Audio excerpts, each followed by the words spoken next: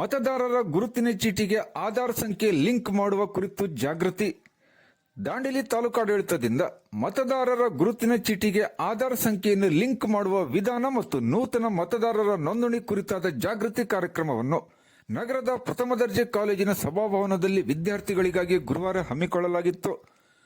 ಉಪ ತಹಶೀಲ್ದಾರ್ ರಾಘವೇಂದ್ರ ಪೂಜೇರಿ ಅವರು ಮತದಾರರ ಚೀಟಿಗೆ ಆಧಾರ್ ಸಂಖ್ಯೆ ಜೋಡಣೆ ಮಾಡುವ ವಿಧಾನವನ್ನು ತಿಳಿಸಿಕೊಟ್ಟರು.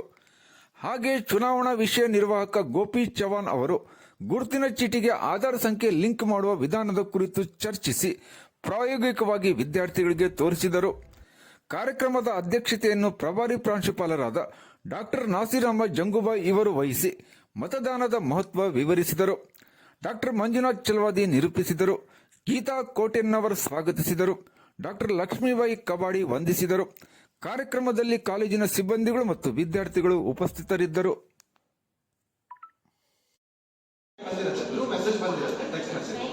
ಅದನ್ನ ಹಾಕ್ತೀವಿ. ಇಮೇಲ್ ಐಡಿ ಇಟ್ಸ್ ಮ್ಯಾಂಡೇಟರಿ ಇಲ್ಲ, ಆಪ್ಷನಲ್ ಇದು.